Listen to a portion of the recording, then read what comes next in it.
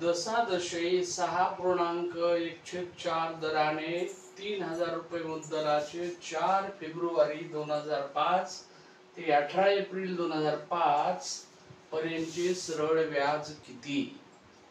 मग यामध्ये आपल्याला जी रक्कम काढायची सरळ व्याजाची, त्यासाठी आपल्याला सरळ व्याजाचं सूत्र मांडायचं. काय?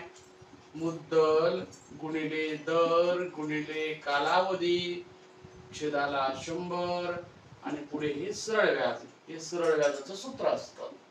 मग यामध्ये आपल्याला मुद्दल माहित आहे 3000 रुपयाचं. दर जो आहे तो दर आपल्याला 6.1/4 म्हणजे 6 चोक 24, 24 आणि 1 25/4 आहे आणि हे गुणिले 100 आहे. आता यामध्ये जो कालावधी आहे 4 फेब्रुवारी 2005 ते 18 एप्रिल 2005 पर्यंत तो कालावधी शोधून घ्यायचा. म्हणजे त्या ठिकाणी जर आपण या कालावधी लिहिला की येणारं उत्तर सरळ व्याजाचं मिळून जाईल. त्यासाठी या कालावधी किती आहे तो आपल्याला शोधून घ्यायचा आहे. मग त्यासाठी काय करावं लागेल?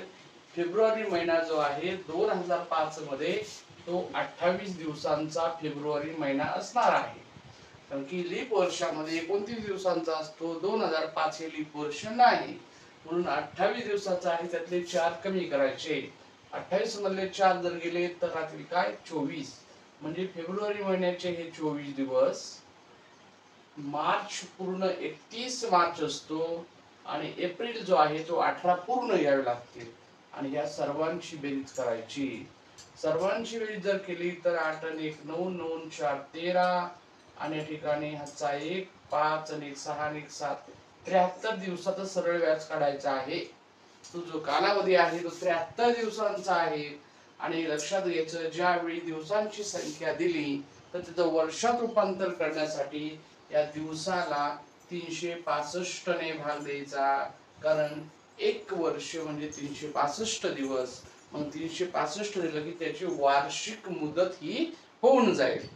आता या ठिकाणी आपला उत्तर काढत असताना 73 1 73, 73 5 365. त्यानंतर 2 0 कॅन्सल. त्यानंतर या ठिकाणी 5 5 5 25 आणि मग पुन्हा जर पाहिलं तर या ठिकाणी काय होईल? 30 गुणिले 5 किंवा इथे असंही करू शकतो.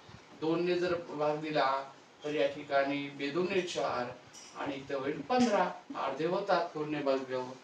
15 5 75. 75 भागिले 2 म्हणजेच 75 ची अर्धी किंमत. 2 ने भागल्यावर कोणती संख्या अर्धी होत असते. मग 75 च्या अर्धे काय होतील? 37.5. पर्याय तिसरा.